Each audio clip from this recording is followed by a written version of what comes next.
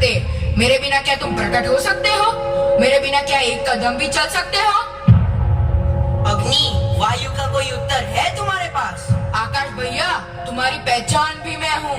घमंड न तो तुम्हारा अच्छा है, न ही अग्नि का।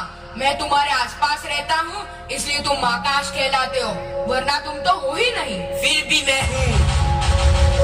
मेरे कारण मैं अथाह जल हूँ। मेरी सतह पर आकाश भैया तुम्हारा प्रतिबिंब लहराता है और मैं नीले समुंदर होकर गरजता हूँ।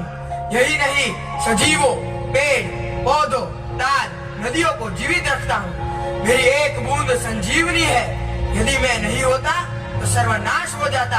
जानते हो, वायु की तरह जल, तू भी अहंकार की भाषा बोलता है। यह अहंकार नहीं है अग्नि, मेरी शक्ति है। तुम जब भी गुस्से में आपा खो बैठते हो तो तुम्हें साथ में ही रख पाता हूँ, यह मत भूलो। वह तो अपनी दोस्ती के कारण जल भैया।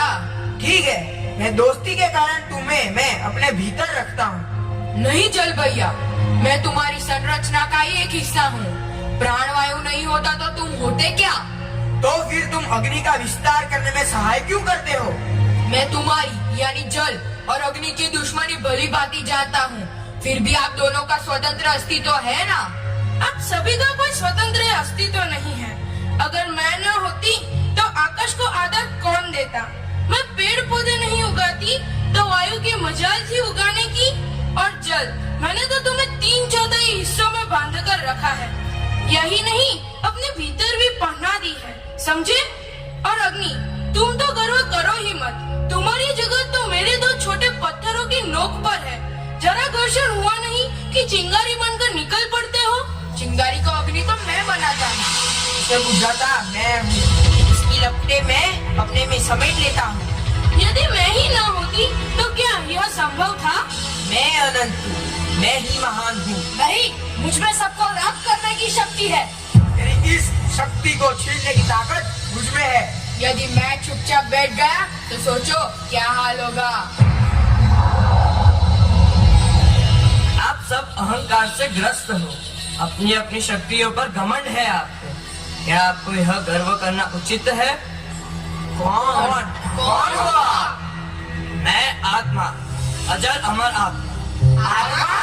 अजर आत्मा? हाँ, नैनम छिंदति शास्त्राणि, नैनम दाहति पावक, न चैनम क्लेदयन्त्यो, न शोषयति मारुतः। अर्थात अग्नि जला नहीं सकता, जल पीला नहीं कर सकता और वायु सुखा नहीं सकता। अब क्या नया? परंतु तुम तो एक शरीर हो। नहीं, मैं शरीर नहीं हूँ। तो कौन हो? मैं आत्मा हूँ जो आप सब में निवास करता हूँ। हमारी तो कोई आत्मा नहीं है।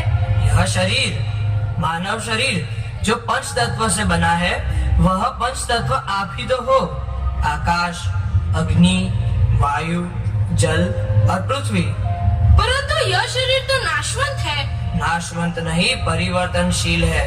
वह पंच महाभूत में विलीन होकर फिर एक नया शरीर धारण करता है। मैं शरीर के साथ आपको भी राख कर देता हूँ। अशांत जीर्णोनि यथा विहार, नवनी गृणाति नरो पराणि, तथा शरीराणि विहाय जिन्ना, न्यन्यानि संपाति नवानि देहि।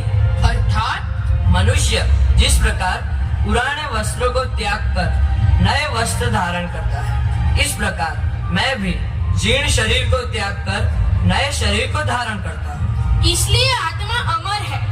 आप भिन्न भिन्न नहीं हो, पंच तत्व हो जो मानव शरीर में समाहित हो। आप भी पंच महाभूत में विलीन हो जाते हो और मेरी तरह ही फिर एक नए शरीर के रूप में जन्म लेते हो। एक जीवन चक्र पूर्ण होता है और इस प्रकार जन्म मृत्यु का चक्र निरंतर चलता रहता है, सदैव।